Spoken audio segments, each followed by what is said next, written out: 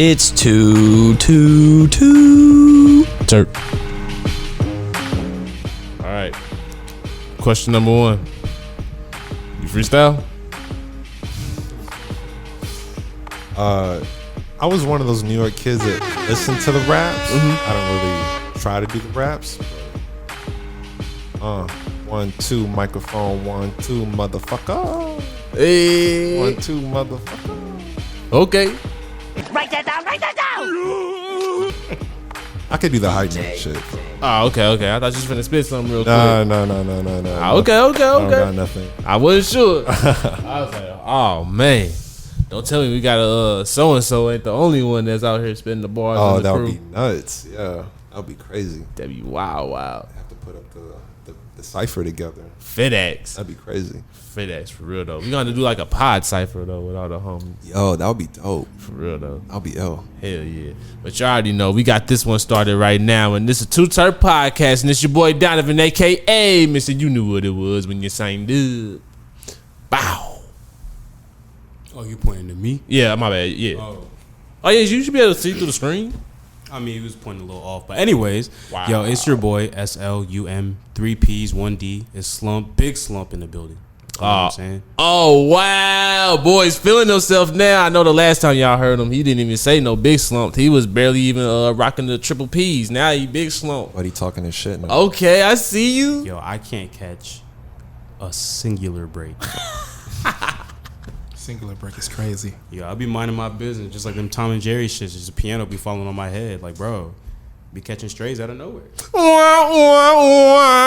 Wow. Ooh, let me play a sad song for you on the world's smallest violin.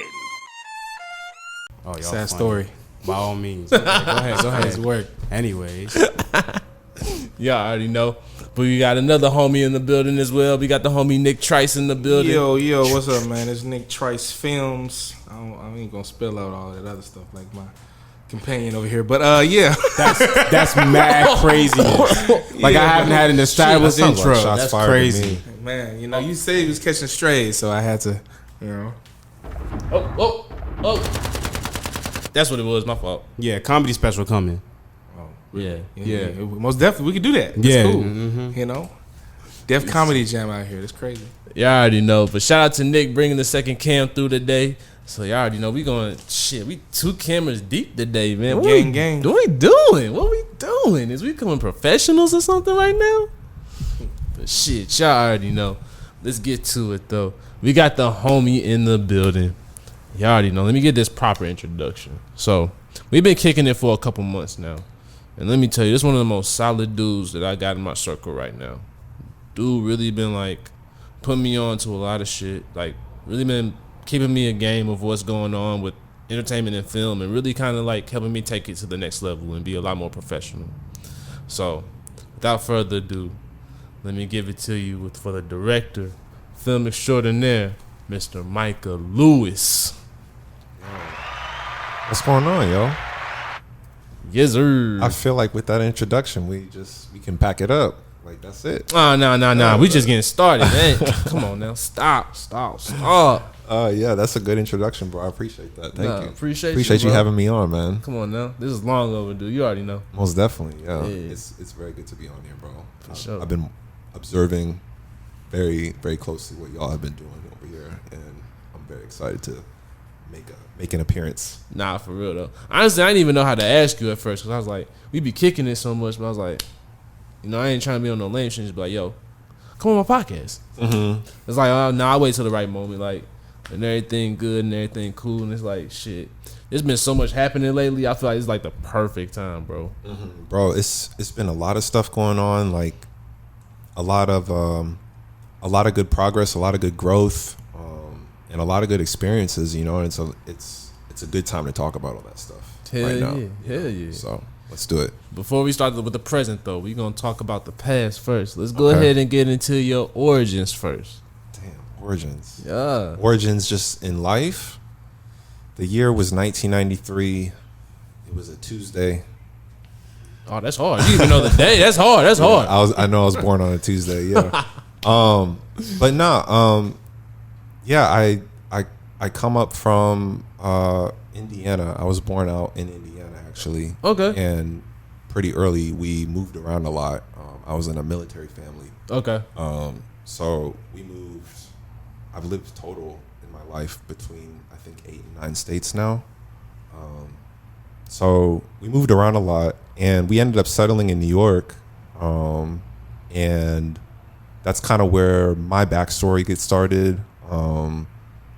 I come up doing a lot of stuff like urbex exploring. Okay. So, So how old were you when you first moved to New York? Oh, yo, this was like, I want to say like 16, 17. Oh, okay. So like Like, that's them like real like molded, like real young, like, Yeah. you know. And before that, I was living in Jersey with some family. So it was like transitioning from across the river, kind of like Illinois to St. Louis. okay. It's like kind of like that element. Okay. Of like you come from, you know, you living in Jersey, you come from Jersey, and then you go across the river, like New York is right there. So that's how we kind of came to it. And then I moved from New York to Chicago shortly thereafter, and lived there for about 3 years, and then moved back to New York, came out to Portland of all places, and then I lived there for the pandemic 2020. And then It's what brought you there? School or a little bit of everything. It was some life stuff that was going on, and then I was dealing with some family stuff as well. Like people were passing away, so it was like trying to be closer around some people that I knew. So I was out there for a little bit, and then I came across a job opportunity, and it was like, hey, if you want to come out to St. Louis, like we'll get you set up and get you figured out. And that's what brought me out to St. Louis. Yeah, so it was real interesting.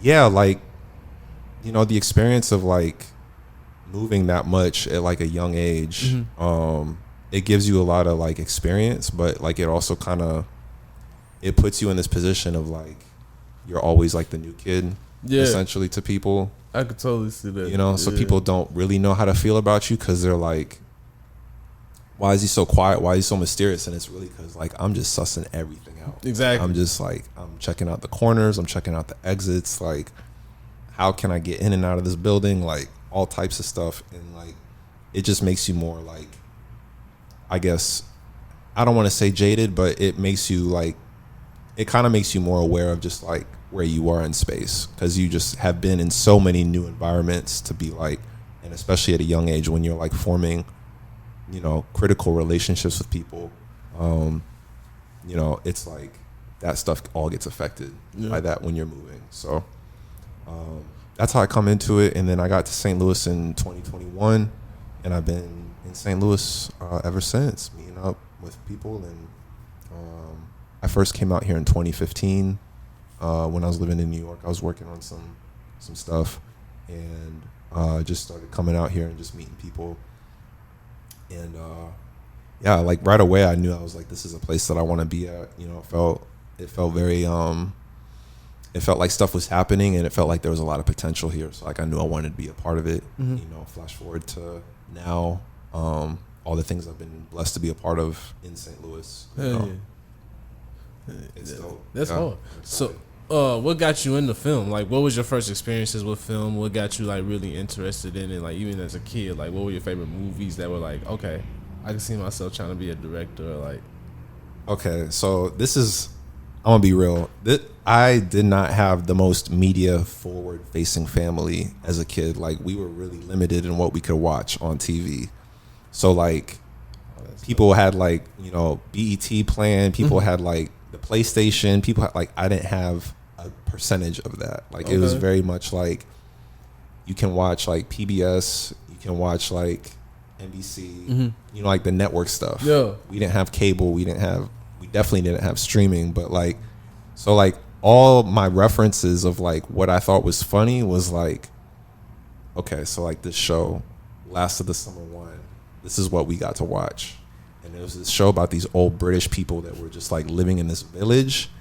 And it was like, yo, it was the most random stuff. It was like older person humor, but like you're a kid watching this, and it's like, oh, this is what's funny, like, and so you start to like train your sense of humor based off of what you see the adults in your life doing.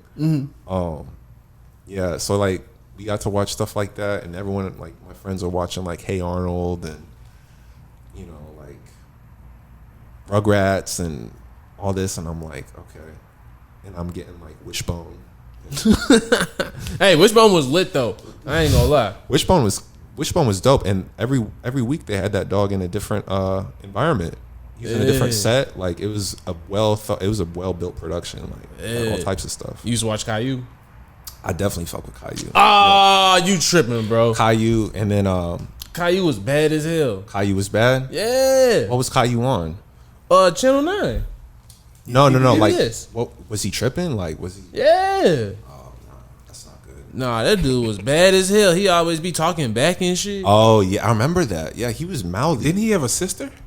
Yeah, did have a sister, yeah. I feel like he was the what they be calling Peppa Pig. How they be saying they be wilding out. Like he was the OG. Like yeah. I don't like how the animation style of that show. It always looked like he was in the middle of a dream. Yeah. You know, it was like some like foggy, like real like.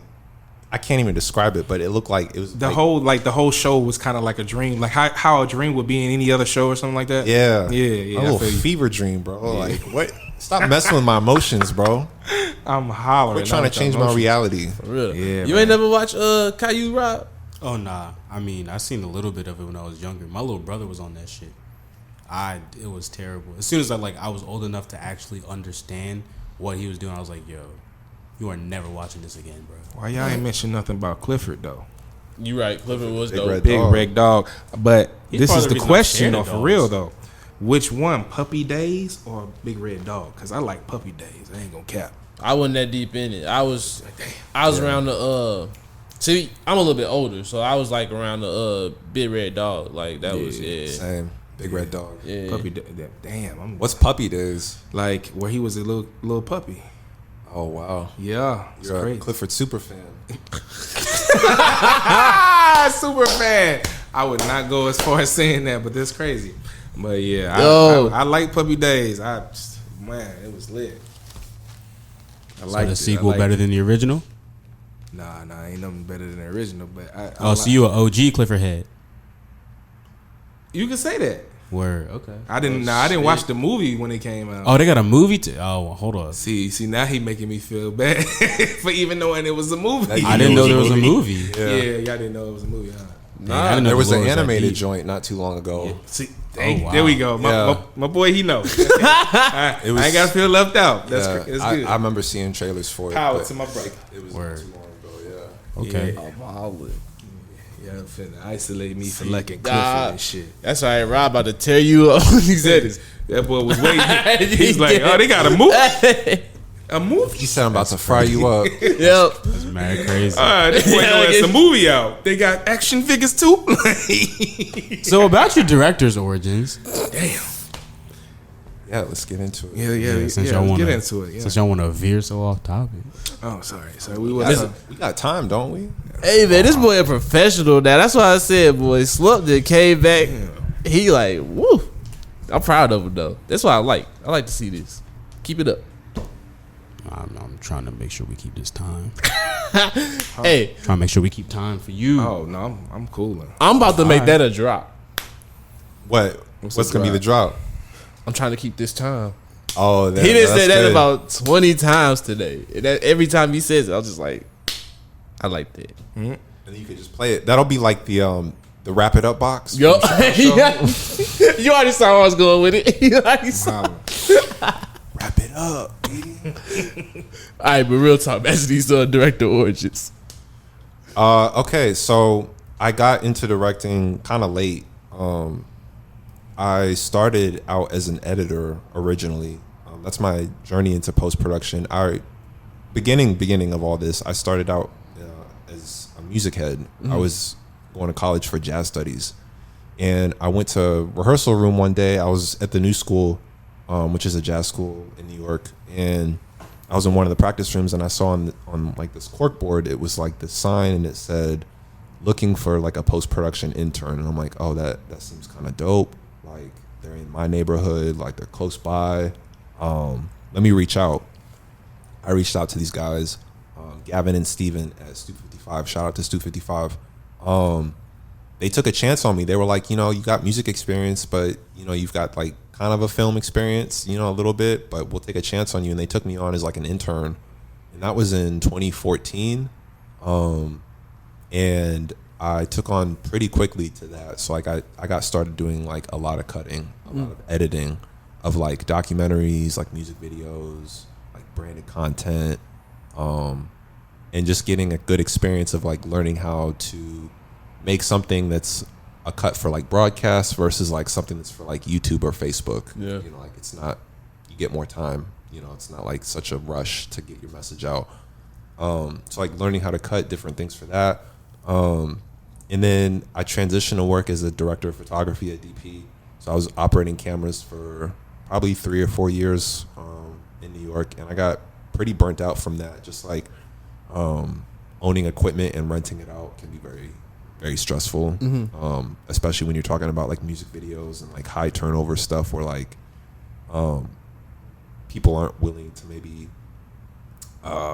use insurance. Yeah. So like you got equipment that's like you spent $10,000 on it and somebody breaks it, and you know you got like a whole situation of like, now I can't use the thing that makes me money. Yeah. So like it creates all types of situations, and eventually I was just like, you know, this is not going to be a sustainable. Some people are able to make it work, but for me it was very much like I want to use this as a means to start directing.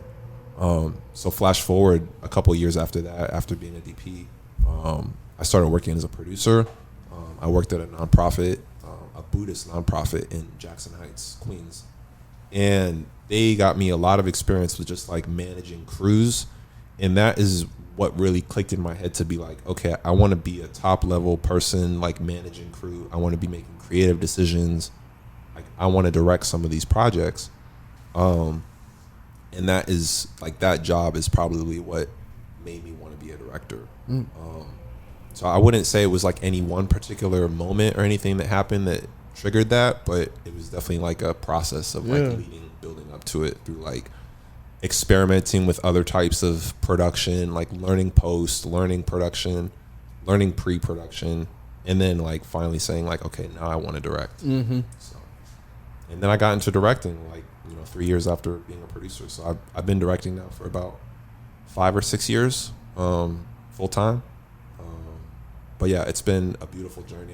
I've learned so much. It's been a really good opportunity for me to like build creative, but at the same time like sharpen that skill of like learning how to get out there and like execute. Yeah. You know, it's like every time you get up to bat, like I'm going out to knock it out of the park. Facts. You know. Yeah, that's the mentality you gotta have. I feel like that's one of the things that I've learned from you so far is like, you know, really like when you're out there, like have intention and really like go ahead and like, if you're gonna do this, like do it, do it right.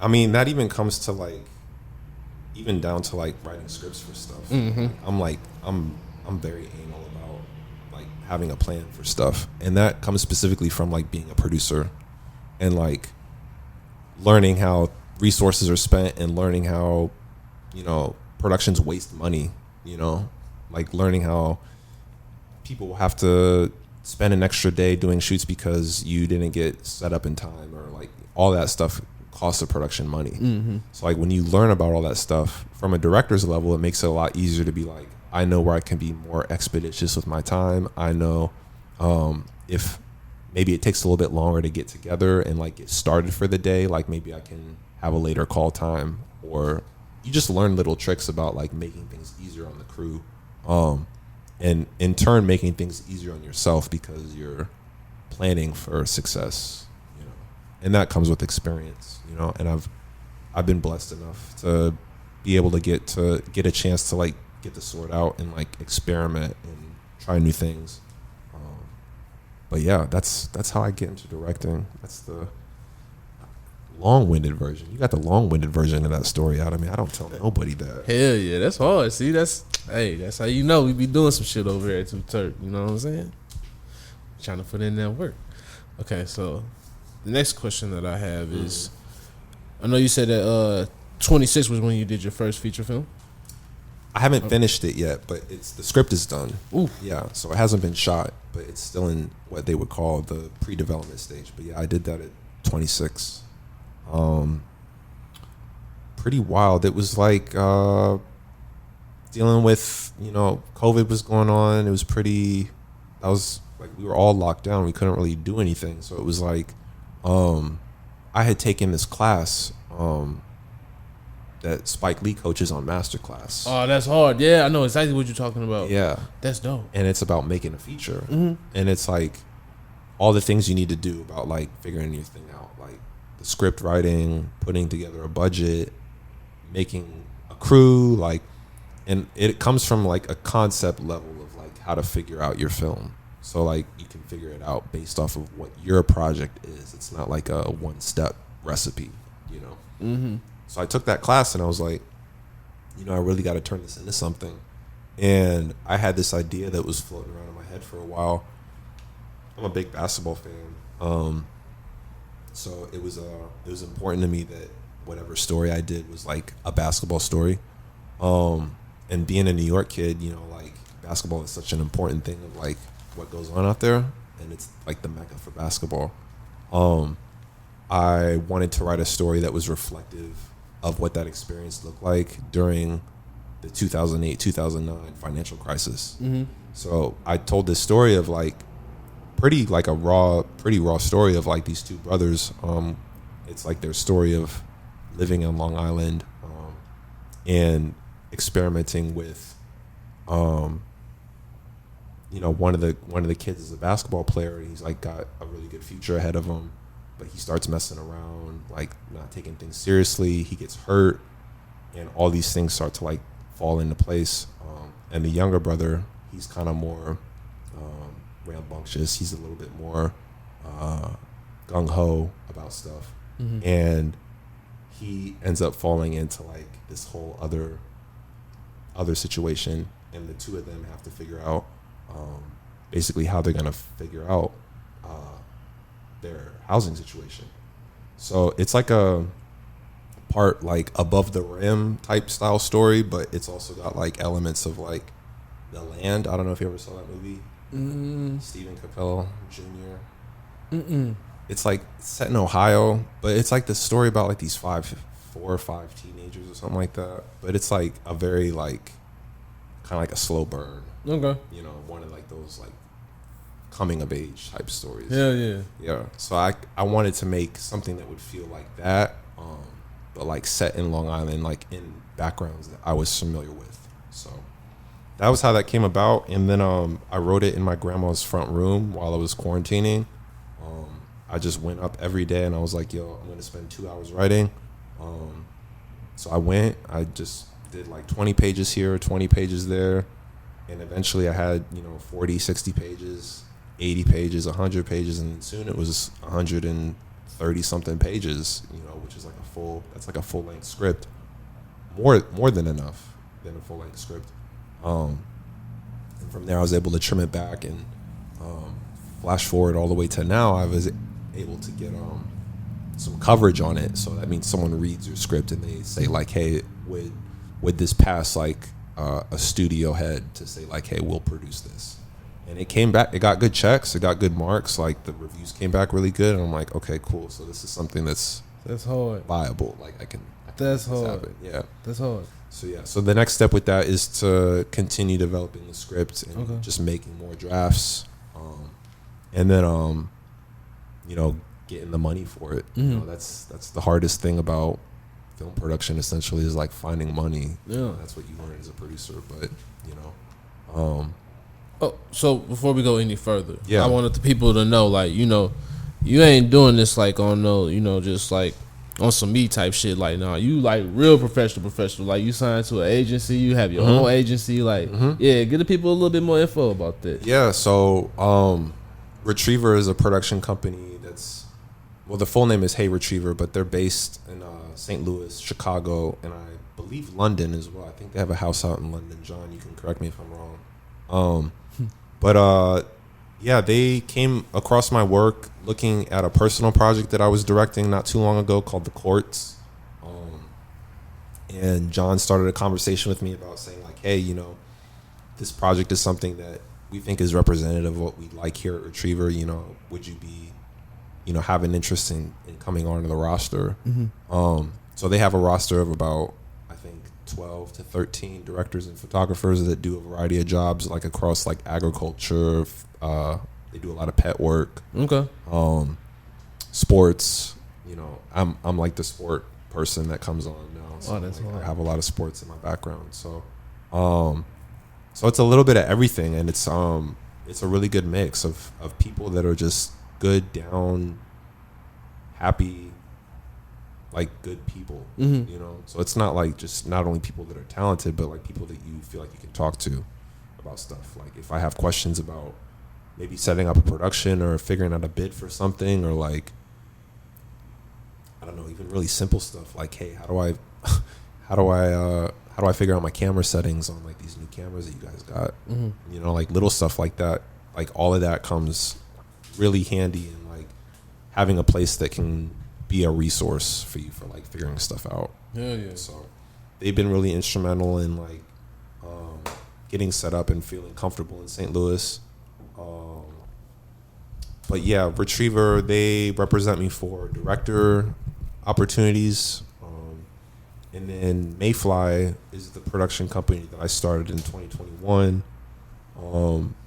Still a little undefined what we're doing over there yet. It's, we did the Courts. That was like our flagship project. And like, I don't know if I want to make it a post company. Like, I don't know if I want to just do editing. Okay. I don't know if I want to just do animation. Like, I'm still trying to figure out what the lane is that I want to do. Okay. Like there's a lot of lanes you can go in. You can be full service. Like you can do all phases of production. You can just do post. Some places just do pre-production. Right. Some places just do production. There's a lot of different lanes that you can go in. So trying to figure out which one of those is not necessarily going to be the most lucrative, but what's going to be the most fulfilling. Yeah. Where am I going to be able to get the most learning curve, like learning growth, I should say. Where am I going to be able to grow the most? Where am I going to be challenged? I think that's where the real money is. I think when you focus on the money, you really lose out on the bigger thing, because you're only going to chase the first opportunity that you see. When you're really chasing like the actual thing that makes you happy, you're going to find wealth because you're going to work so hard at it. You're just going to run into the money. Like the money's going to find you. You're going to find the money. Like it's just one of those things where it's like, it's just going to come with it. But when you chase the money, I feel like when the money's the first option, I feel like you're always just like, it's only going to last so long because you're not doing something that you actually love and you're not passionate about. So eventually it's going to burn you out. And you're just going to like, go to the wayside with it. Like I've been there with that personally. So it's like I learned that at a very early age. Like just do what you love. Like as soon as I started doing what I love like this, I've never been happier. Yeah. And it's leading me to, all these opportunities. Like shit, here I am talking to you and shit, we got a whole crew over here. Like, you know what I'm saying? Like, yeah. They say do what you love and the money will follow. That's a fact. So it's a matter of like finding out what that thing is that you love and then wholeheartedly going after it. Yeah. And then chasing that. What is that thing that you love? For all of us it can look like something different, but like what is your, I don't know, what's that what do they say now? The white rabbit? What's the thing that you're chasing? Like what is the thing, what's that thing that gets you up out of bed in the morning? And once you figure out what that thing is, and you can kind of narrow down like, okay, well, these are the tools that I can use to help me make work around that thing or learn how to develop more in that thing. But once you figure out what it is that you love, and that's a process that takes so long. I don't even want to make it sound like it's easy, bro, because I've been doing this since 2014 and I'm still figuring out what it is that I want to do. So you got to take your time. You got to be patient. I feel like a lot of people in today's age are not patient. And that's why you see a lot of people give up and no longer pursue creativity anymore, because they're like, I didn't see an immediate reaction out of this, so I'm gonna give up. I'm not gonna do it anymore. But I would say to anyone out there who's like either starting or thinking about starting, working in the creative background, like the more you put into it, the more it gives back Yeah. to you. Yeah. Like I'm living proof of that. Yeah. So, Facts. you know, Facts. I would say give that some thought. You know, like if Now listen! That's called motherfucking bars, nigga! You know nothing about that! if you're, and this is something we could talk about later, but you know, transitioning from like working full time into being a freelancer, like that is scary to say like, hey, I'm not gonna have the consistent maybe check of like a typical 9 to 5 anymore, and I'm gonna have to rely on like my own wits to find money as a freelancer. And that can be scary because finding that out from zero or just starting that out is rough. Yeah. You know, regardless if you're in a new city, regardless if you've been in the city your whole life, it's very tough. So I feel like people need to give that growth period like a chance to breathe. Like you have to let that breathe. Like give yourself a chance to get a leg up. Give yourself a chance to find success. Like let success find you type thing. You know, and that only happens by getting out there and like executing. Yeah. Like I was talking about directing earlier, like it rewards you if you get up and do the thing. Yeah. You know? So that's how I try to look at it. But don't give up. If you're out there and you're creative or you're just starting, or social media has made it really scary for people to be like, well, I could see a lot of success really quickly. But I think the bigger thing to see that is that it's a marathon and it's not a sprint. Facts. You know, like you want to have a breadth of work. Like you want to have, if you do post on Instagram, like you want to have a lot of work to be able to show what you know how to do. I feel like people get caught up in seeing like the flashes in the pan of like, you know, all of a sudden people have thousands of followers, and it's like, how did that happen? It's not just a one-off thing. Like that's years and years of work sometimes.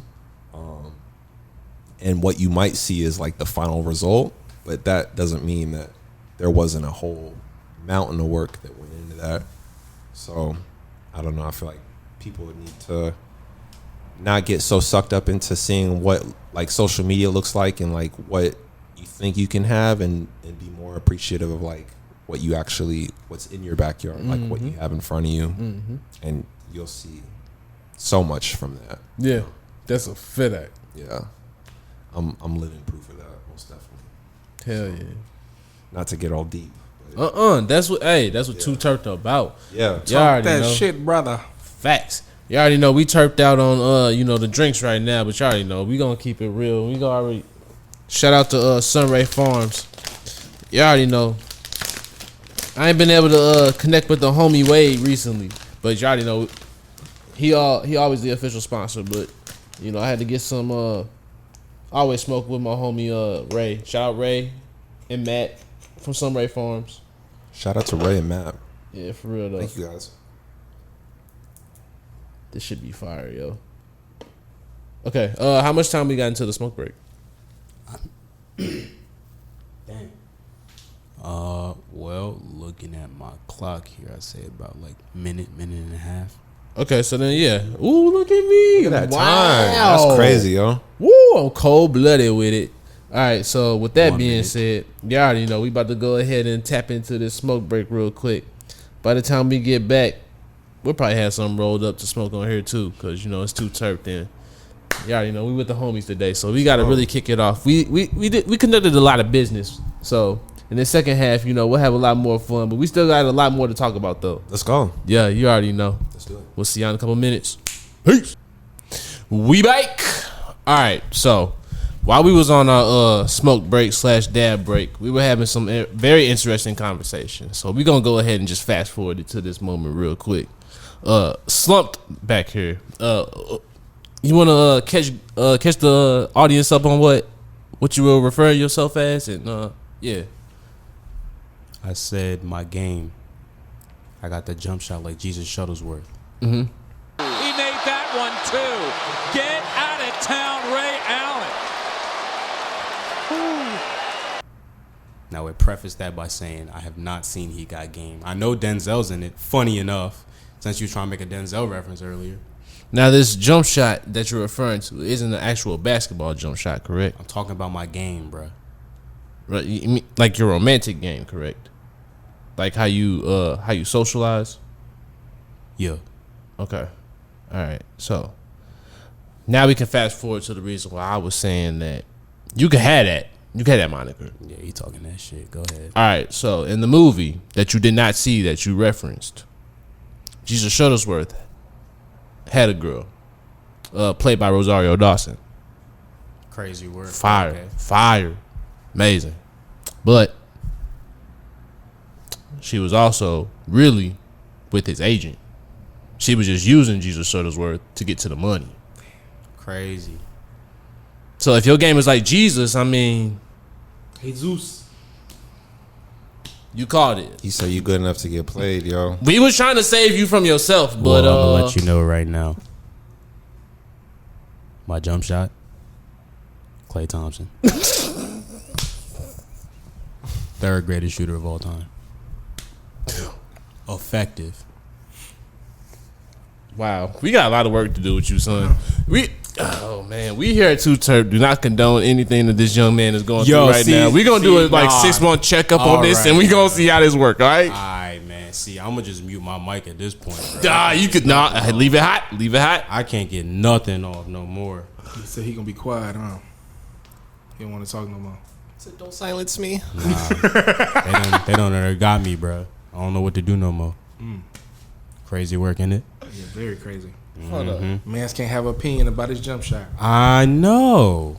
So you that's what you Hey, gonna I do don't now? know nothing about sports, so y'all can't say, "Hey, I can't." I throw the towel in right there, so y'all can't even drill me for none of this shit. But you still jumped in on the reference, bro. I was just saying. I was just said trying you to don't hang know out because sports, but you wasn't nobody still- supporting the man. Nah, you just did. Nah, no, Still hey. jumped in I front was of helping that. him out. No, exactly. Why you throwing on the life vest now? You been shooting at him all day. Now you want to throw on the vest. What's going on? Come on, Man said, "Why you throwing him a life vest now?" Jeez. He can't even get a squeegee. He can't. What the phone finger can't get.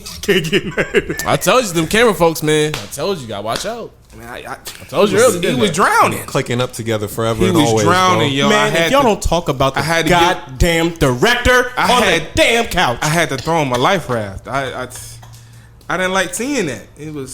I was over here just quiet and shit. Like, oh, okay, yeah, Don't worry, I'm gonna get mine back though. okay. Yeah. He I already know post production. That's the only thing, you know. Holla. You can say whatever you want, but he ultimately, you know, hey, His final say. yeah. So hey, it's all good. We really should be nicer considering that he does get the final. Nah, because he gonna do it anyways. I'm gonna make mine worth it. Nah, I'm gonna make mine worth it. You know I don't abuse it.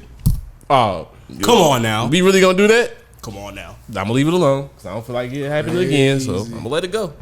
But you know, I do it for the sake of comedy though, if I do. see, And I send it to you first. Oh, that's crazy. see. I send it first though. He said, if I'm gonna cut your ass, I'm gonna tell you about it before I do it. That's the only reason I give him Gotta let respect. you know the plan first. Yeah. Yeah, he was the type that'll cut you and show you the knife too. That's crazy. Be like, yeah, you know, it was blue. You know, here we go. It was. I drew it like, you know, I had to throw it away, but here's what it looked like. I took a picture. Because he's a camera guy, I get with it. That was good. Oh, I'm hollering. He said, I got it because he took a picture because he's a camera guy. all right, for real though. Let's get back to some seriousness. Okay, all right. So back to directing. Back to Micah. Enough for Slump. Enough for right now, at least. We getting back to it. Yeah, go ahead, ask your question. That nigga sounds sad as a motherfucker. Don't you know? Ask your questions. Man. All right, but for real though. Let's get Okay. back to seriousness over there. Okay, so real talk. Now, we were talking about your first feature-length film. Now let's talk about some films that you were just recently on. So you were just on one currently in St. Louis that you were just working on. Yo, Greg's going to rehab. It was a 3-week indie feature that we shot. It was a micro budget feature. It was a SAG production, so that was really interesting. Like, we got to work with some interesting people. We had Cameron Mann, Dot Marie Jones, who was in Glee. So she had, like, you know, a pretty big, sizable fan base. Like before we were working with her. Who else? I'm trying to think. Jack Durst, who I think is from How to Get Away with Murder. That's my shit. It was some heavy names that were in this. Okay. So it was exciting. That was shot in June of 2024. So yeah, not a couple months ago. Yeah. But yeah, I came on to that project kind of as like a production coordinator. My friend Chris Lewing asked me to come on as a production coordinator, and it quickly rotated into like more of like a second assistant director, so like a little bit more hands-on with like crew and extras and some of the cast as well. So like working pretty closely with some of the talent, just like making sure people are ready, like people are set up, that people are getting a wardrobe and hair and makeup on time, and that a lot of times it just means communicating on a radio, you know, like, hey, so and so's going to makeup. So it feels like it can feel pretty tedious sometimes, but the work is very important to making sure that the production is like running smoothly. Mm-hmm. So yeah, that was a really good experience. I had a lot of fun. There were some overnights, which was interesting. Like those were like production days where you like come in at like 5 o'clock in the afternoon and leave at like 3 in the morning. Those were nuts. Yeah, like a couple of those, and it was like, dog, this is nuts. I'm tired. Like, you know, you don't want to keep going, but then like you find like that extra reserve of energy, and then you just like you start going, and then you hit that flow probably like around 11 or 12 o'clock at night, like right around that dinner break. Mm-hmm. And then you get something in your stomach, and then you kind of feel a little bit more energized, and you just go about the rest of the morning, and then you're really just on, you know, at that point, because you're moving around so much. There's not really time to be tired. You know, like if you're standing still, most of the time is when people start falling asleep, you know. But like if you're moving around, you're active, you're helping people out with stuff, you're moving, you're packing for the next set, you stay awake. Okay. So it was a good experience. I had a lot of fun. We're moving into post production on that now, and we're trying to get it done relatively soon so we can get it into some festivals. So that's going to be really exciting to see where that project goes. I'm really looking forward to it. That's hard. Yeah. So what's like post production like on a big production like that? On a feature, that can look like a lot of different things. Like depending on what it is that you're doing, that can either look like, you know, because some projects they have like where it's going built into it. So like, you know that you're shooting a project and it's going on Netflix. So like, you know, you have that workflow that you have to fulfill for Netflix specifically. A lot of times if you don't know where your streamer is, you're shooting just content that's on like regular approved cameras for streamers, and then you're finding out where it's going on the back end. So you find out where your project is going once the edit is done. That can look really exciting because there's a whole bidding process that goes within that. You see sometimes on the news of like, you know, when stuff is getting bid on and when people are kind of like making moves on projects. That can look like, you know, distribution deals. That can look like theatrical releases. It's like releasing stuff in theaters. If you're going to a streamer, that can look like, you know, sometimes stuff goes straight to streaming. Kind of like how back in the day they'd have like straight to DVD. You know, if you want to go to the theater, like now stuff goes straight to streaming. So there's a lot of different ways you can go about it. Depending on the project, it will determine kind of how that process looks. So that can look as complicated as, you know, having a whole building full of post producers and editors working on cut downs and making sure that dailies look good and all of that stuff. Or it can look, you know, sometimes as simple as just putting the movie out and releasing it, you know, through your channels, however you want to do that. You know, there's a lot of great examples of directors that have put stuff out in guerrilla methods, like not using the traditional theater system of like putting stuff out. So there's a lot of different ways you can do it to answer that question.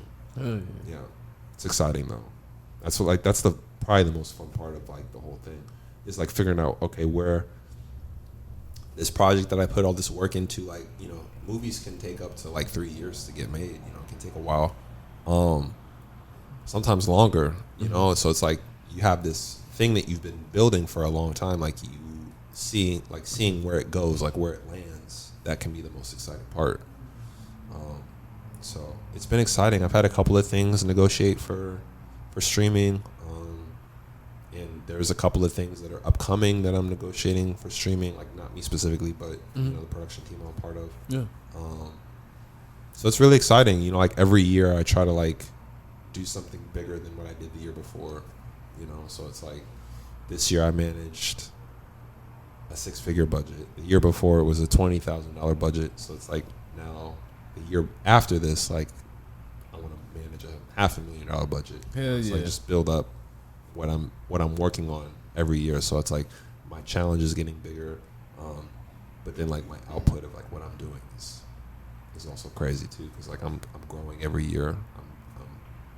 I'm building on what I'm doing. So it feels really dope. I'm excited. That was a really fun project to work on. Hell yeah. Oh, my bad. Abs hitting you, brother. You already know. Shit. But we about to go again with this joint. So, just trying to get ready. Brother Slumppd over there. He Said I could get a cough out real quick. Oh, is that look Nick? who joining the party? I ain't got no cough. I had a little. The Bakers are getting it in today. The Bakers. Word. Crazy word. The Baker brothers. Yup.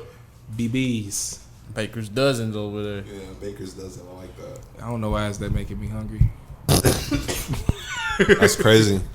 First thing I instantly thought of was donuts and shit. I instantly thought of the Pillsbury, I like feel like Homer Simpson. the wanted a Pillsbury, donut. like. Hey, did y'all ever watch The Simpsons and like want them donuts that he had? Like for real? That's crazy. Wow. Oh fuck it then. I guess I'm just a big back nigga. I don't think you can eat cartoon donuts, Nick. Oh Wait, no. Hold on. Wait. I know exactly how you feel. You know I was what the I'm saying? same way Like- about the Krabby Patty. But for real, y'all ain't Okay, never wanted okay. to know what something Come on tasted like as a cartoon. You Come know on what I now. mean? Don't leave me hanging now. That's crazy. That's crazy. You know, Thank you. got to, and don't say it's because we some camera dudes. Cause like what? I was gonna say because y'all some children, but That's crazy. So the Matilda cake from Matilda, y'all never wanted to try that shit? no. What the So, fuck? The chocolate cake, that shit look good as fuck, yo. I think maybe like the closest I ever got was like maybe seeing like Willy Wonka in Yeah, like the chocolate the castle chocolate and river. shit. Yeah. Nah. I'm gonna be honest, like soul food. Soul food, yeah. Food Yeah. that look busting. Yeah. You know? I sit down at that table. Shit. Boy, if I could reach into a TV and just take that right there. Yo, why you say it like that? I'm just saying, like, give me that piece of wing right there. Give me that.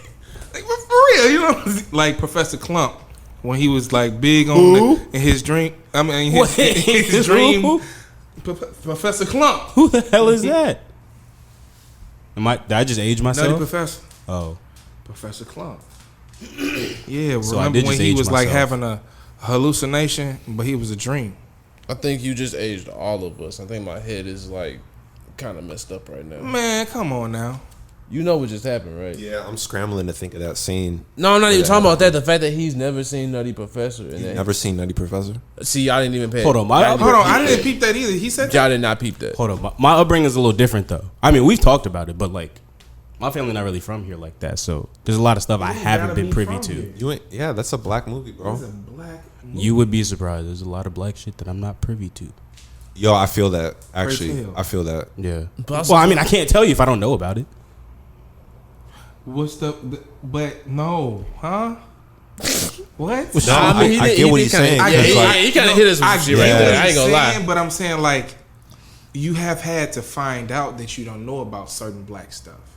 So like the stuff that you found out that you know that you didn't know about. I didn't see which one was it? Like the hood classics. I didn't see a bunch of those until I was like at least 19, 20. Ain't bad. I mean, you adult now.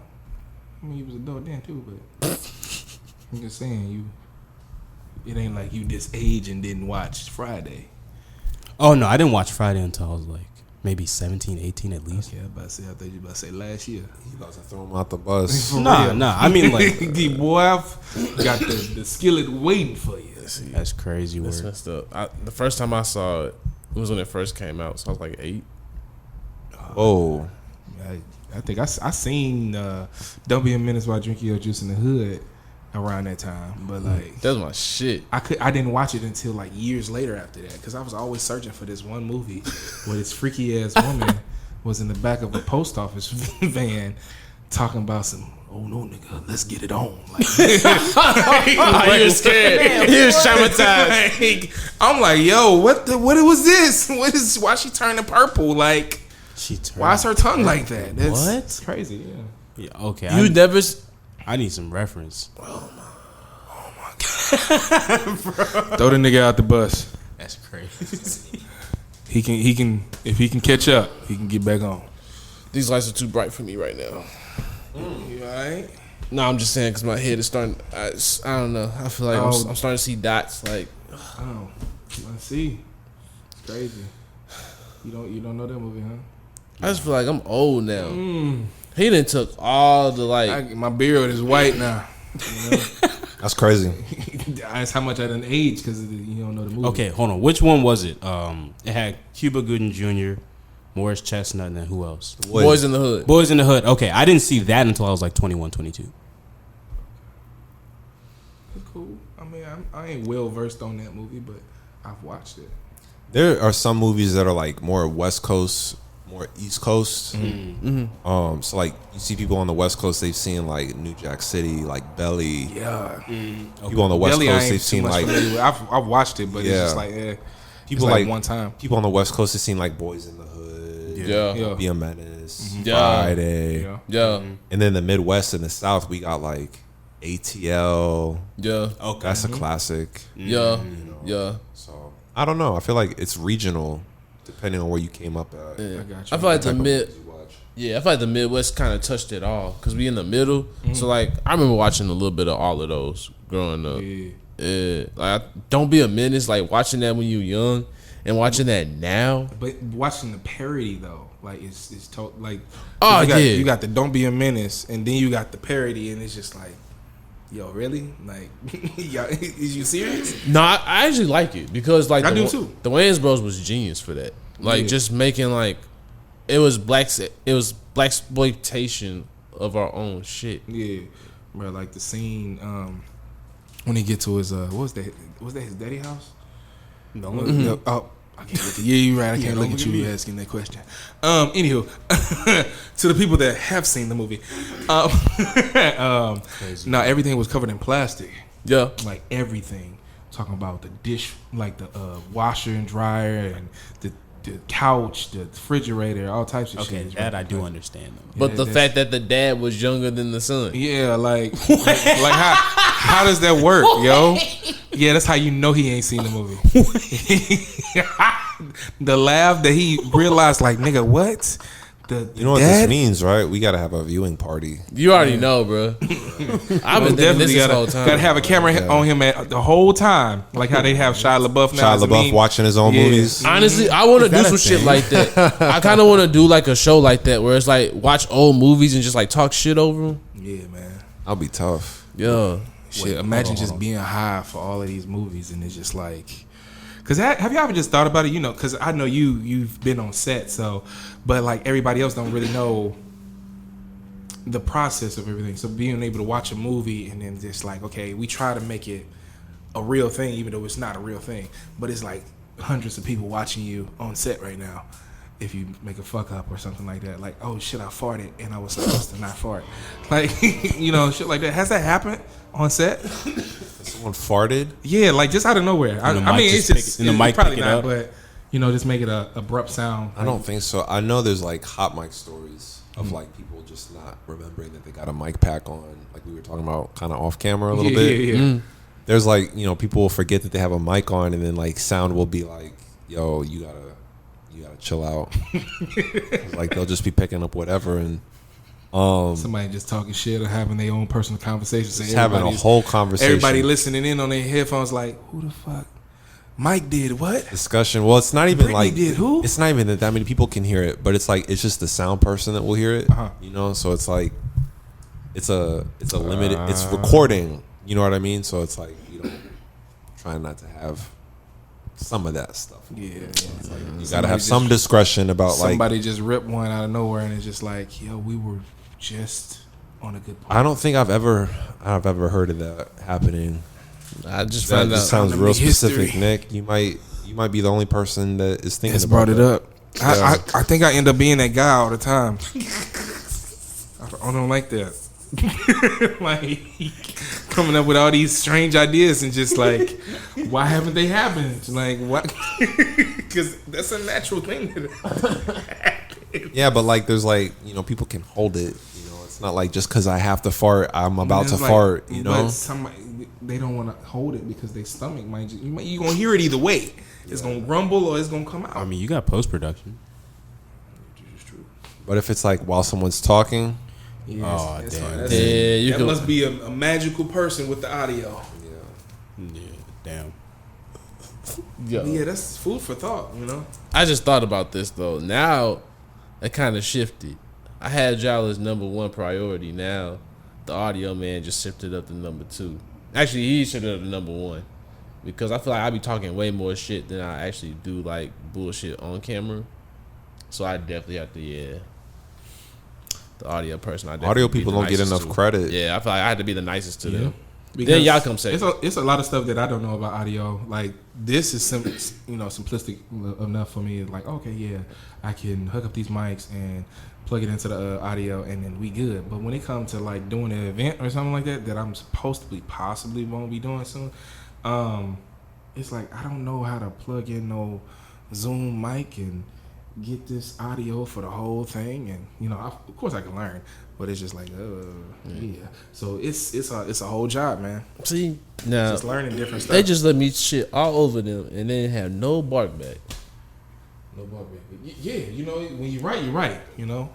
But they said actually we ain't shit. I was like, wait. I ain't gonna say all that. Wait, I was like, I ain't gonna bark back. Like, I ain't gonna say nothing. Everything if I don't know something, I don't know something. But I can bullshit my way through something now. Everything you said was 100% real and true, brother. You said audio is pretty cool. Hey, audio is that thing. I was capping. I was just trying to see how far y'all was gonna let me go. I just was like, nah, okay, that's a real thing. Right. Yeah, audio is king at times. Audio is supreme. Like I'll forgive like bad picture. I'll forgive footage not being colored. Mm-hmm. If you have bad sound in a project, dog, get away from me. Like I don't want to watch it. I don't want to hear it. I don't want to listen to it. Because that's what you have to visualize. Say for instance, I don't got no eyes. And I just want to hear something. Like it's the sound to be able to hear somebody breathing or take a gasp of air or pop open a soda or how we listen to music with Wayne lighting up a blunt. You know what I'm saying? Shit like that. It's the aesthetic, how it feels. Like hearing that, that light up and him take, when I was gonna be a banger. You already know. Yeah, that's just the feeling and the picture behind it. So I understand what you're saying about being able to have good audio. Yeah, it's very important. So. Like hearing them sounds of 44 in the background. They zooming out there today. The Harley Davidsons and whatnot. That's every day, bro. That's crazy. Oh yeah, they be zooming and booming. It's just background noise at this point. I don't know, like city sounds at night are way better than during the day because of course during the day you got more construction and stuff like that. So that's why I was just telling him out there it's kind of soothing, the sights and the sound. Sometimes. Yeah, the smooth jazz in the background. Yeah. Do something like that. Yup. Yeah. The smooth jazz, Nick. Smooth jazz. Nah, we talking about the radio man voice that you did earlier. Oh, reporting live. This is Nick Trice. Man, come on. You better put on that W. I wasn't it. How did I do it? Who knows what? Now you trying to cap man voice? Yeah. So come on, bro. I ain't trying to. I'm trying to remember. WEBZ. This is Nick Trice Films. There it reporting is. live, and we're here back with Too T3rpd.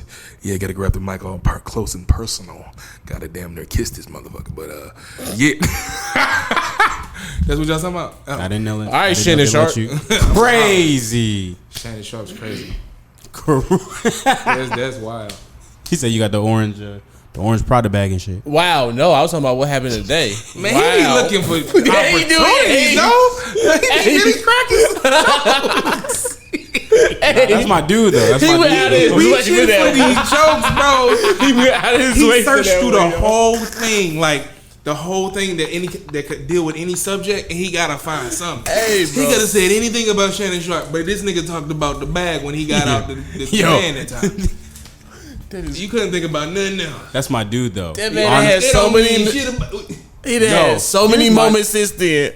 Here's my.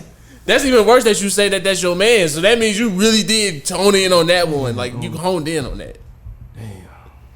I thought the orange bag was fire. Nick, you okay? Huh? Do we need to call 911? What we talking about? All them bullet holes that's in you right now. Just shut your ass up. Damn. He said he liked the bag. I mean, I still don't want to be Shannon Sharp in the aspect of being looked at with that orange bag. But, yeah. He probably got about 30, 40 pants in that orange bag, too. Don't be trying to clean it up now. He really did try to clean that joint up, though. Like That's he said, crazy, probably bro. about 40, 50 bands in that bag, though. Is it a lie? Would you want that 40, 50 bands? Mop man over here. Crazy word. He trying to clean up that work, and he just dropped down. I'm like, oh, no, nigga, let it sink. Let it do what it do. Don't sweep it back up. I don't know what is happening right now in reference to the orange bag, so I've just stayed out of this. So, Micah, how would you say, like, your upbringings, let's say, as you've traveled around Did he the just US, shut up everybody on the has set? It was crazy. impacted, I'd say, how you create as an artist or as a director? So you saying like location, Like, how's it affected? Like, would you say like there's any impact like in your work as you've like moved around and taken influence from different places that you've been? Like, would you say that there's any impact in your work based on that? Most definitely. I remember one of the first short films I made was in like 2015, and it was called Genesis, and it was like not really technically complicated, but it had like a lot of slow motion footage, and it had like some friends of mine that were like on a photo walk in Chicago, and it was just, you know, I had maybe like a JF Kennedy, I think it was a JF Kennedy speech that was playing underneath, and then like I had a soundtrack mixed in there. I really feel like my being in Chicago, that wouldn't have happened without me being there. Like that project wouldn't have happened. And that was like the project that got me started on like making short films and like directing stuff. And that was in 2015. That was 9 years ago. So yeah, I would say being physically in places that are different definitely inspire new things. That's without a doubt. Most definitely. Like it depends on where you are, like what you'll pull from. Okay. You know, like in Chicago, I pull a lot from like architecture. You know, because like there's a lot of Chicago's like downtown Chicago's like laid out kind of like a grid, and like the way that the sun falls in like the west, the way that the shadows fill up on everything, like it's very mathematical. So like when you start making films there, you'll see like I might have more attention to detail than I might if I'm shooting something in like LA where everything's a little more spread out and stuff is like less centralized. Okay. Does that make sense? Yeah, to me, yeah. Yeah, compared to like a New York or like where stuff is a little bit more cubic and like you're finding moments through like the neighborhoods that are out there. It can be a little bit more, I don't want to say more complicated, but can be a little bit more challenging. Okay. To try to like figure out what that thing is going to be, just because there's so many different flavors that you can get there. Like Queens is a very diverse neighborhood. I should say borough. The Bronx is very diverse. Brooklyn is incredibly diverse. So you know, you get different pockets of stuff depending on where you are, and that always inspires like what is in front of the camera. You know, is like is what you're gonna see. You know, it's like whenever you are opening up your lens in front of like a scene that's in maybe a more busy place, you're gonna get more energy. You're gonna get more kinetic motion than if like you're in like the middle of a cornfield or something like that. Yeah. You know? But yeah, I would say that location definitely influences what goes on the camera in film. Most definitely. Yeah. Oh, I got. Trust me, I got plenty of questions. Let's hear it. Well, another question that I have is, from a technical aspect, what genre would you say is the most difficult to film, and then which one would be the most difficult for post-production? I would say the answer to both of those is comedy. Really? Yeah. Okay. Do tell. Comedy is it's very built on like timing. And even like in the commercial sense of things, like when you are shooting comedy commercials or like commercials with a comedy theme, the execution is like very critical. So I don't know. I would say that comedy, just in my experience, has been tougher to get sometimes because you're trying to capture an essence of something and like make people feel a way about something. And that can be kind of tough to achieve sometimes. Like, and even like while you're shooting, it can be like, how is this gonna look? Because like you're shooting a lot of different takes, and it can feel confusing to be like, hey, how is this gonna look in the final edit? Like, how is this gonna come out? But if you have really strong direction, you have really good pre-production, you kind of have an idea of what that's gonna look like and what your marks are gonna be. Even down to like the editing, you know, like how long a shot is gonna land, you know, like how long you're gonna have before you change to another angle. So I don't know. I feel like it's probably comedy. I've heard that horror is really hard, but I haven't done much horror. Horror is interesting because you're getting into like VFX and like special effects, like makeup and stuff like that for like blood spatter and stuff like that. So that can get really complicated when you're having to do multiple takes of stuff. Yeah. And you've got people like wearing makeup or intricate costumes, or like hours and hours of makeup on like some of these bigger budgeted stuff. Like, you know, you can see like people be sitting in makeup for like 3-4 hours for a 5-minute, you know, shot. So Gotcha. Okay. You know, it just depends, but I do feel like it's probably a tie. I would have to say a tie between comedy and horror. Those are probably the easy.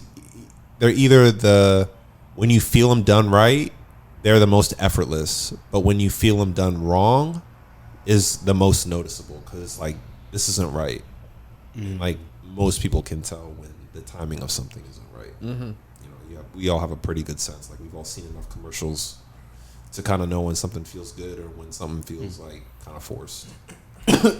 Definitely. Yeah.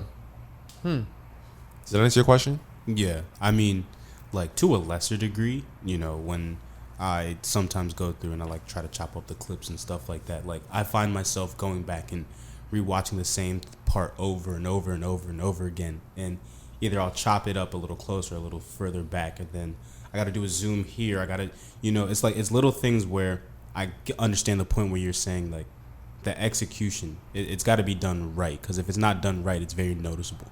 You know, because if I zoom in at the wrong time, it's going to be very obvious, like why is he zooming now, when the purpose of the zoom should have been to get closer to emphasize what's being said, but what's being said already passed, you know. So things like that I understand to a degree in that. Yeah, it's all decisions at the end of the day, and like whatever relationship your director and editor have, like that's going to be where a lot of those decisions are made. It's going to come from the editor, and they're going to be crafting that story of like how this is going to be told, you know. So that comes with experience. Like I keep saying this earlier, but I feel like I'm the poster child for experience, like just doing stuff by repetition and just figuring stuff out. That's how you figure out mistakes. Like that's how you figure out what not to do. Like just repetition, just doing stuff over and over again.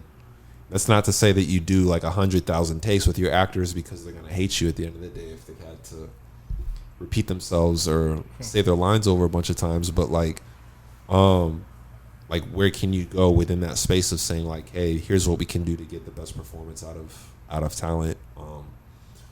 And a lot of times that just looks like clear direction. You know, like saying, hey, this is the vibe that we're going for. Here's the way that your character is feeling. Here's what we're trying to accomplish in this scene. And the shorter you can be with that, like the quicker your shorthand can get with that, like the quicker you can talk to talent with that, the quicker that executes into the actual image that you're seeing on the picture. And that's when you are starting to when you're starting to cook grease at that point. You know, like you're moving. So, yeah. That's what I would say. I like that. That's what makes sense. I'm over here like digesting all this myself because I'm thinking about just like times that we've been on productions and stuff like that, and some of the things that we've done. It's kind of like, yo. See, I've been learning. Mm-hmm. Yeah, we on to some shit, bro. We figured it out. Mm-hmm. Got to. Even with like the thing that we did the other day, like that was all just, you know, we had an idea and we executed it. We wrote down what shots we wanted and we just got it done. Yeah. You know, like there's something very liberating about like being with people that you can trust and saying like, hey, here's a common goal that we all share. Like we all want to make something. How do we go about doing that? And then start to fill in the gaps of like, this is what we need to like make that happen. And then that starts to look more explicit, like the more detailed you get. But you know, on the surface it's just like, hey, who wants to make something? You know, and like following that. So I don't know. I gotta give props to just making stuff. Hell yeah. That's how stuff gets done. Word. FedEx. Speaking of making stuff and creating things, the last thing that me and you were a part of was Made up in St. Louis. Made up in St. Louis. Yeah, that was a magical night. The facts. Yeah. I don't think. Well, I haven't done a live event in St. Louis yet. That wasn't my first live event directing, but it was my first live event in St. Louis. So that was like a very memorable moment, like experience of like saying like, hey, this is what this experience can look like for you here. Yeah. And then like seeing all like the friends and family come out, like the associates of the improv shop, like the people associated, like all the people come out and be like, hey, we're all part of this thing. That was beautiful to see, bro. That was so inspiring.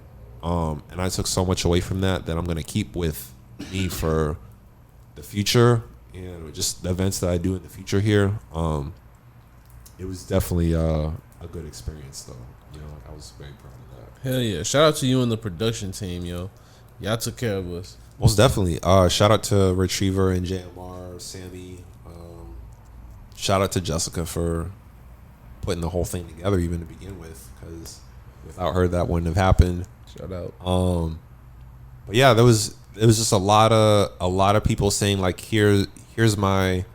Anytime you're doing a production, like everyone's lifting like 5 to 10 pounds, like speaking, not like literally, but like, you know, everyone's doing a little bit. You know, some people are doing production, some people are doing the event, some people are working on like there's all these phases of the event that people are working on, and whenever you see like all these people come together and lift collectively, is like, okay, this is like when mountains get moved, because like you see everyone lifting a little bit. Yep. But like you see all that effort come together as a collective moving forward. That's when it's like, oh wow, this is like, you feel that seismic shift. Oh yeah. You know? That was like all vibes were positive. Like that, I don't know, that whole backstage area was just like, that was hard. That was my first time being a part of a production like that, of that magnitude. And I was just, I don't know, I think I was tripped out about like just how legit it was and how legit y'all made us feel. Like I feel like I was doing some next level shit, bro. You were, bro. You were making history. Like that's the 15th year anniversary of the shop. Like, when are we gonna get another chance? That's gonna be another 15 years. Yeah.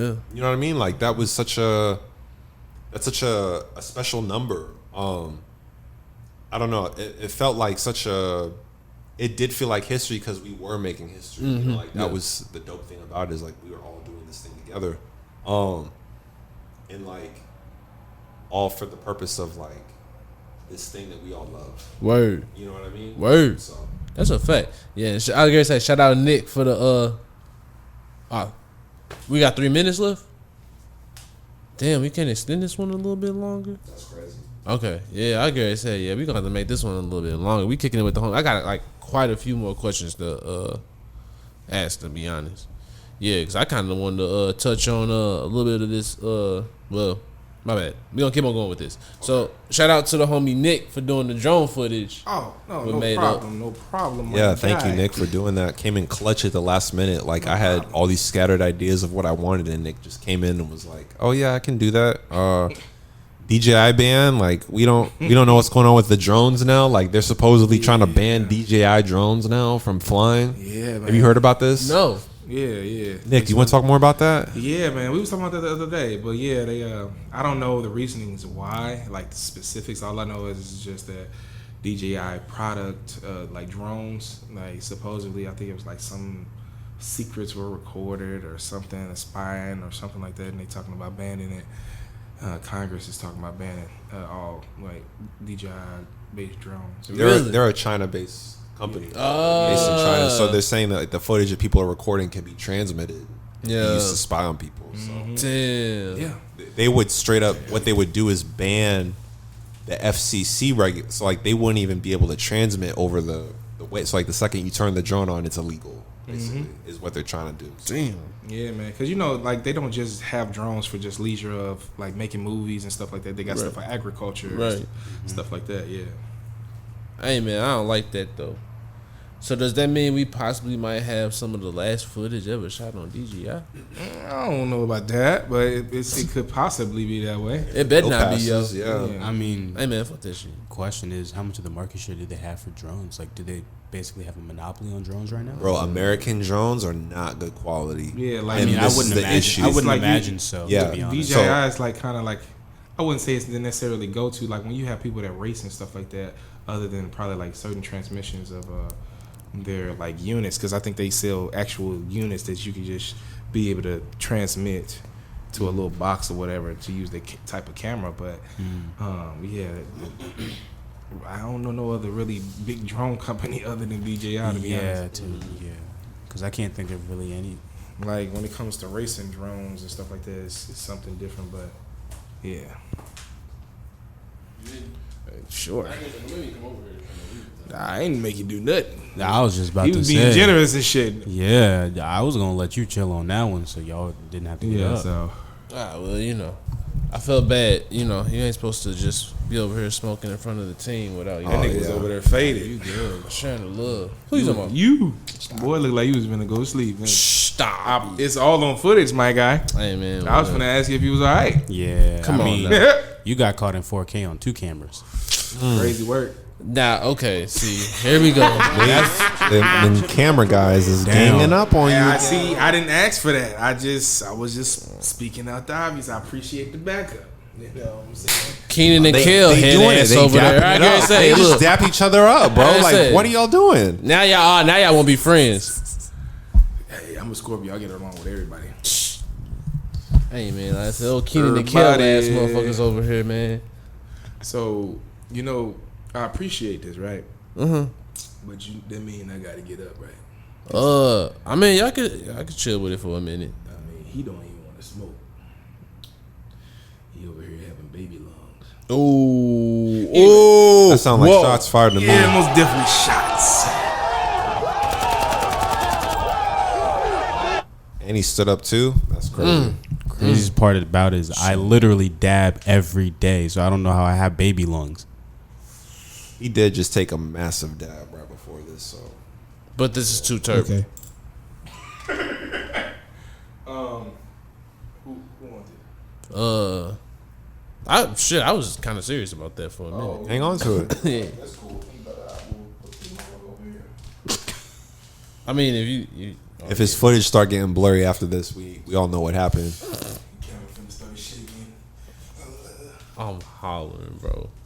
Well, okay, so let's talk about we talked about doing a lot of the Delmar Hall. not only Delmar Hall. My bad. We're talking about you working for a company, but also doing freelance and switching over to freelance. Yes. Talking about that earlier. Yeah, I from about 2013 to mid to late 2014, I was a sales associate at Nike Town, New York. Back when they were in Trump Tower. Oh. And it was like this big flagship store on Fifth Avenue. Like I worked on the 5th floor. Shout out to the 5th floor, top floor. Selling men's basketball stuff, like just apparel. So like we had to know everything about like LeBron, about Kobe, about Kevin Durant, like Kyrie, like all these Nike athletes that had like these capsule packages of like sneakers, but then like apparel. So like you had to know like different things about colorways and just like all like this really high level information about stuff that you probably most people don't generally know. Mm-hmm. But that yeah, that was crazy. Like doing that kind of transitioned into like working for Nike eventually, which was really exciting because it was like there's this brand that I'm like working for as an associate, but like now I can work for them as a freelancer, and like the opportunity that exists within that is a lot more lucrative than just like me clocking in every single day. Like I can have an impact on like what this brand's visual imaging looks like, which is exciting. You know, that's really dope. To be able to have a say in that. So it I stopped working there in 2014, and then I joined this organization called the Nike Photo Collective, which was like 30 photographers worldwide. Mm-hmm. But they were all associated with Nike, and like we were all responsible for building Nike's Instagram and Twitter content. So they would like send us product, we would go find talent, and we would go take pictures of that talent and like build the Instagram based on whatever product was new at that time. So that was really fun because it was like, yo, here's all this knowledge that I got about Nike and like the product itself, having worked as a sales associate. Now I get to apply that information and like use that as a content creator and a photographer, as a freelancer. That's hard. Yeah, so it's a lot of fun. Do you get any hookup on Nikes then? Most definitely, yeah. As a sales associate, I think it was 20%. The discount was 20%. But like working as a Nike Photo Collective member, like they would send you stuff, and it would be like high quality, like stuff that's sometimes it's production stuff, like stuff that's not out yet. So it's like the early version of stuff. So like you get sneakers with like the soles aren't finished all the way, but you got to take pictures of them. Yeah. But like you see stuff like that, and then you get like really high quality stuff of like, you know, the newest capsule or whatever is out for LeBron or whatever, and it's like a shirt and a tracksuit. Oh, that's and hard. then some sneakers, you know, and you get to keep it when you're done. Oh shit. So the I think the most fun part of like being able to work with people during that period from like 2015 to 2018 was like when that was really jumping for me. Was like being able to say, hey, you can work with me and I'll give you product to like walk away with.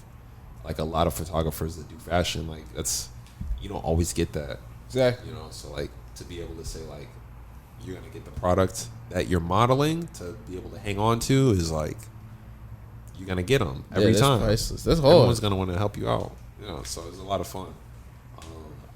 Shout out to Nike Photo Collective. shout out to Jesse Cantwright, who is my handler at Nike. You might need to move the mic over a little bit more. Lower at the mic. There you go. Like here? Yeah. How's that? Perfect. Okay, cool.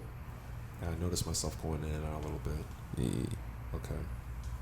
But yeah, shout out to Jesse. Shout out to the Nike Photo Collective team. Shout out to BPG.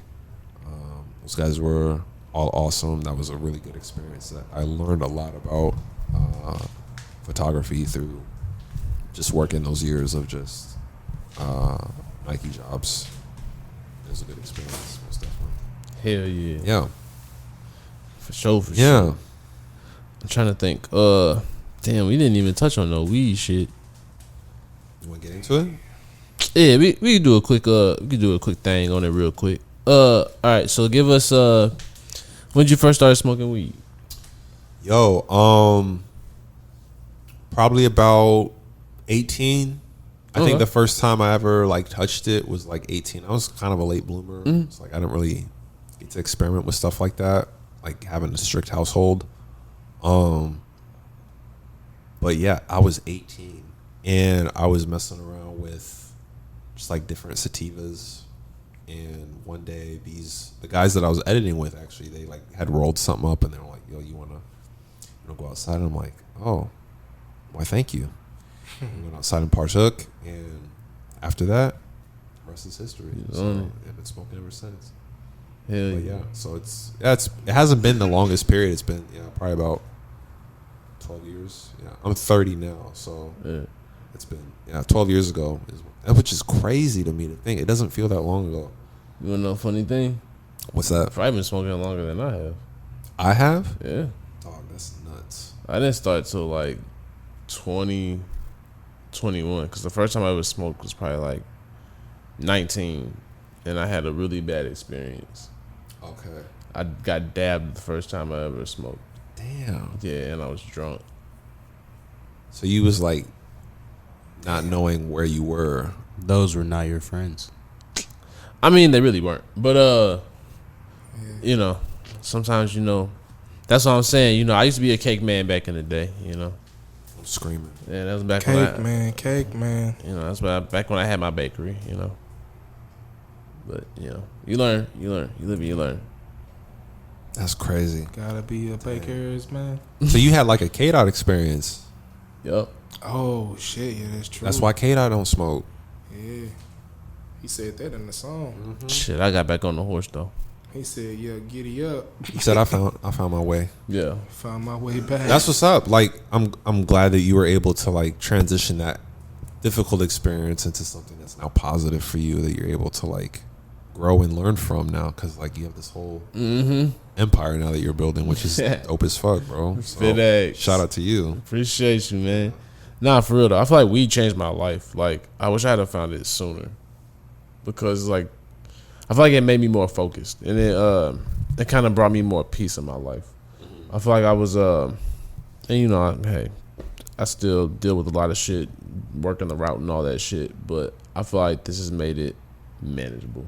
Like before, I was having nervous breakdowns and all that stuff because of all the shit that I was going through on the route.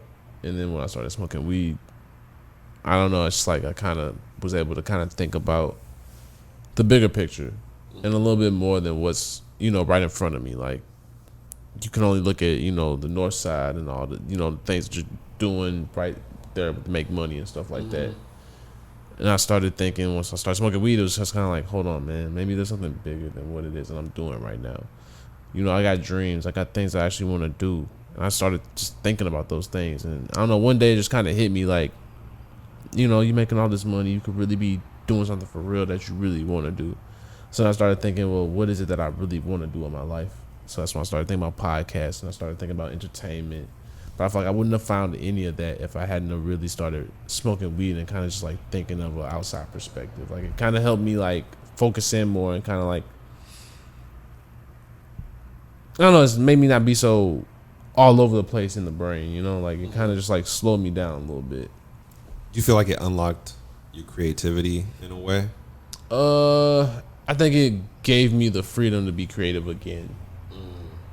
I think I was something that I've always had, is creativity, but I think at a certain point in time, like, had things happen and it kind of like shut all that down, kind of turned me into a different person. And then when I started smoking weed, it kind of brought back that feeling, What I've noticed is like it has made me a little bit more childlike.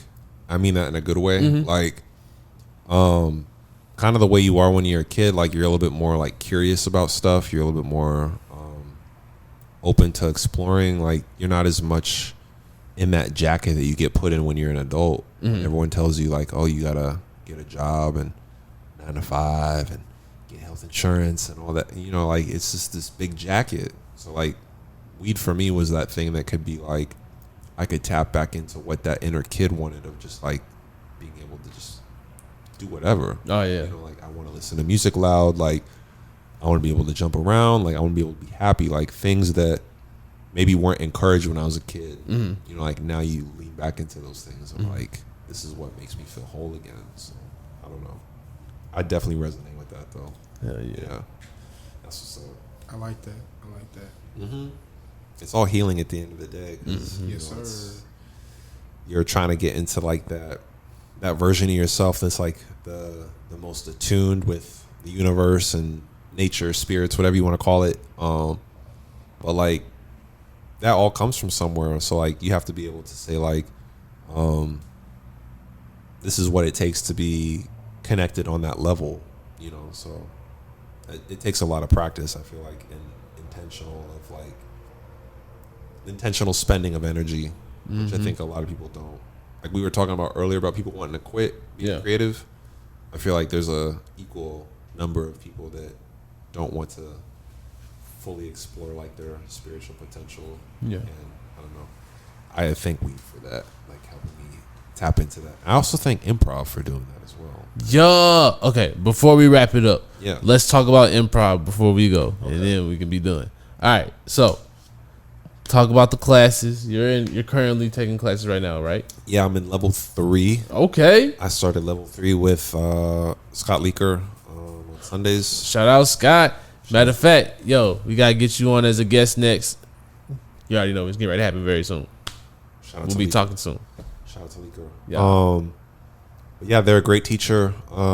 We've had our first class. Whenever this comes out, it'll probably be a couple more. But yeah, they're really great at like dropping you in the middle of a scene and being like, here's what's happening at like a really microscopic level, which I'm learning now is like a very important part of how successful improv works. Yeah. So like before level 0 through maybe 2, you're kind of just getting up there just saying whatever. You're not really thinking of like any mechanics or like following a form or anything like that, or like doing any callbacks or anything like high level like that. You're trying to just get through the session really. And what we're starting to figure out now is like, hey, there's like a method to this of like how you figure stuff out. And I think that's been a really exciting part. It's made directing a lot easier. Like I've only been taking classes since February. But like even in that short period of time, like just 7 months, like I felt more connected to like my characters when I write stuff.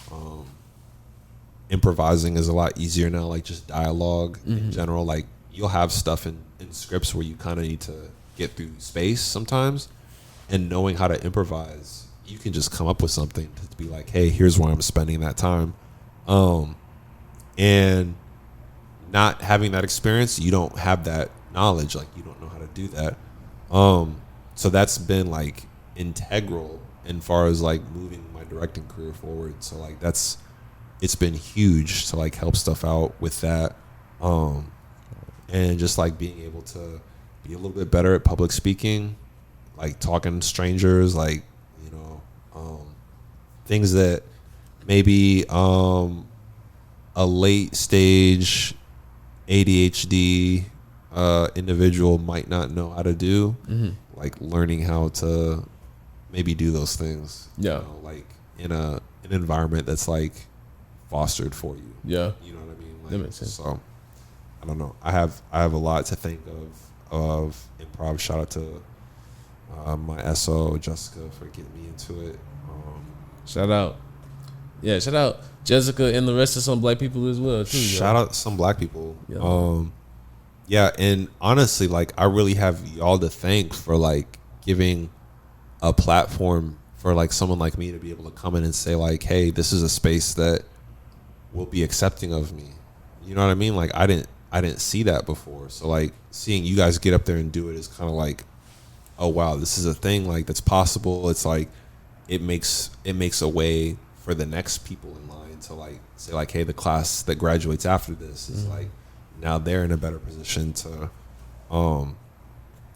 be successful in the community. So yeah, shout out to you guys for paving the way. Shit, nah, I appreciate y'all, but y'all already know, man. Yeah. Shout out to the squad, but as we look up the folks too. So you know what I'm saying, like, you know, hey, we just trying to set out a way just like a way was set out for us, for real. Cause like, you know, there's shout out to the big team, I believe. Oh yeah. White girl, like you know, I know a lot of the team, they talk about them all the time, like how much inspiration they got from them and all of that. So it's like, you know, hey, you know, we doing something, but like we always got to remember that, you know, there are people who did this before us. We just doing it on a scale in St. Louis right now. You know, but we definitely had people to look up to and like see who did this before. But nah, I definitely appreciate all the love that we getting and all the support, because like, nah, like y'all are doing it, man. Yeah, I appreciate the fuck out of this team, like for real. Changed my life. Most definitely, it's life changing to watch you guys. Most definitely. Yeah, but you already know. All right, we getting the wrap up sign. Getting the wrap up. Yeah, you already know. So let them know those socials real quick. Okay, so Instagram and Twitter is It's for Gotham. That's a name that came from me living in New York, inspired by The Dark Knight. There's a little backstory behind that. Oh, okay. Yeah, I'm a big Batman fan. Same. But it's for Gotham, so ITSFORGOTHAM. I'm on Threads as well. If you guys are on there, it's the same username as Instagram. I have a Facebook page. I'm on YouTube. You guys can also check out the Hay Retriever website. There's some unreleased stuff that I don't have on my site that's on there. You guys can check that out. But yeah, Mayfly Studios is getting a site soon, so that'll be dropping hopefully soon. But no socials for those guys just yet. But yeah, follow me on Instagram. I do a lot of posting on there. Facebook occasionally, and then I'll be getting my YouTube going back up here in a little bit. So yeah, that'll be fun. Yeah, do some behind the scenes stuff for some of these shoots that I'm doing. So that'll be fun. Oh, that's gonna be hard. Yeah. I'm hype, yo. Yes. You already know.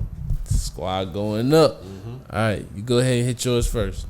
All right. It's Nick Trice Films. It's NICKTRICEFILMS. I almost forgot that shit. I'm a little buzzed over here. But yeah, that's me on Instagram, and on Facebook it's Nicholas Trice. It's crazy I gotta drop my government like that, but that's a NICHOLASTRICE. It's like tricycle without the sickle. But yeah, that's me. How y'all doing? All right, peace out, bye. Hey, I wish we had a camera panned over there so y'all could have seen when he got ready to do all that shit over there. He might have rehearsed that. The look I was about to give you is you really just gave him the whole government. Well? That sounded rehearsed. You gave him the whole like government I had a whole too. script ready, like, hey, this is what I gotta say. I think I started the trend of like spelling, which it might. I don't know. Hey. Oh wait, no, Slump did that. No, Slump did that. He did start that Hey, spelling. man. Yeah. Speaking of which, y'all know who it is. SLUM 3Ps 1D _ Slump. You know who it is. Trying to make this quick. Damn, he said he had enough of us. He said he trying to wrap this shit up. Get off my motherfucking porch. That's crazy work. That's I'm just my trying to make sure milk. his battery don't die. That's my milk on my porch. Now stop it. You can't have no sugar out the sugar bowl. If you don't get off my motherfucking porch. Yeah. Get out the bowl. Get off my lawn. That's my lawn. You messing up my good grass. Oh my grass. You want to give him your ad now? All right, my bad. All right. Okay, so We can have some fun. good point. All right, so bet. Y'all make sure y'all follow Too T3rpd on all socials. Shout out to the homie No Socials T. Follow us on YouTube. Make sure you hit up. Nah, we ain't gonna do that. But hit up that hotline with the voicemails and text 314-399-9711. And don't forget to follow the boy Donovan 2408 on all social media platforms. Pow. All right, so y'all already know this was a bomb one. We back, as y'all can see. Shout out to the homies at Paint Lewis. We haven't done an episode since Paint Lewis, but yeah, as a matter of fact, we all get ready to work on that very soon. So Paint Lewis content coming very, very soon. Shout out to the gang. Like, that was probably one of the best weekends I've had in a long time. Like, I can't wait for y'all to see everything that we worked on. So yeah, but we'll see y'all next week. Peace. Here we go. Yeah, peace.